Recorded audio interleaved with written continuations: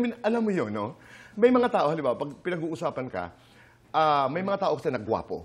Di ba? Gwapo. Pero may mga tao na ang lakas ng appeal. Yan ang sinasabi ko kila Richard nung araw. Kinagawa mo. Richard has the looks. Definitely. Correct. John has the youth. I only have the sex appeal. Oh! Tama yun. You know why? Every time I ask for it, I appeal. Hindi ako handa doon. Joey, after all these years, kumusta ka ngayon? Mabuti naman. Oh. Everything is doing well. Oo. Happy. What kind of a place are you in your life right now? Sa virtue ko ng maturity at saka simplicity, yung madaling makontento sa buhay, gano'n. I don't aim for anything anymore because I think I've reached that already. Humility is number one. Totoo. Totoo. Paano mo narating yun? I know it's a hard question, no? But nasa negosyo tayo na napaka-competitive. Yes. Nasa negosyo tayo na ang hirap-hirap maging humble dahil nga sa paglabas mo, tinitilian ka, kilala ka ng tao, kahit saan pumunta, you are recognized. Now when you say simple and humility, di ba? Yes. How'd you get there? Kasi I paid my dues growing up eh. Tama. I started from the bottom. And I stayed from the bottom. Kahit na medyo nakaangat ng konti, my foot is still on the ground. That's one formula siguro that never failed.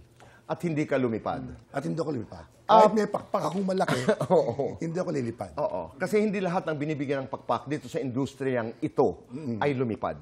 Oo nga. Di ba? Oo. Tumaas ang paningin nila sa tao. Totoo. I remember isang beses, we were in Boracay. Yes. Tito Dog's still alive. And you were mentored by one of the best. Oh yeah, definitely. You were mentored by one of the very best. Yes. Nasa labas kami ng hotel. Palagay ko you were inside. Basta it was a big group, no? Nasa ibang hotel. And then, kunikwento ko lamang po ito because I'd like to share with you that particular experience of who handled your career. Yes. Diba? Alam mo, habang dumadaan ng tao, because I was doing television already during that time, pag may mga lumalapit, tapos kapalitrato, tapos nililingon ka, tapos nakangiti, sabi ni Tito Dogs, alam mo boy, ang ibig sabihin yan, gusto ka nila. Pagkatapos, halimbawa, hi Tito Boy, kapalitrato, etc. Pag nilingon ka at may ngiti, oo. So I can imagine the wisdom that he shared with you.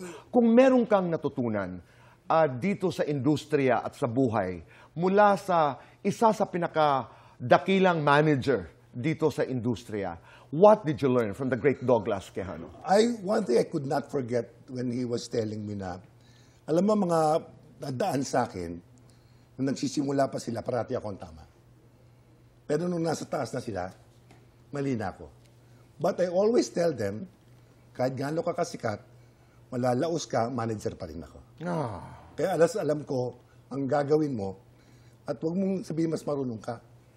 Kahit ako, nag-aaral pa rin. Kaya sabi ko sa sarili ko, magandang example to na dapat parati mong tinitignan yung mga payo sa'yo. Huwag kang parating i-overcome kung mas magaling ako sa'yo. No, nobody is better than anyone. The real thing, ang totoo niyan, it's a never-ending learning eh.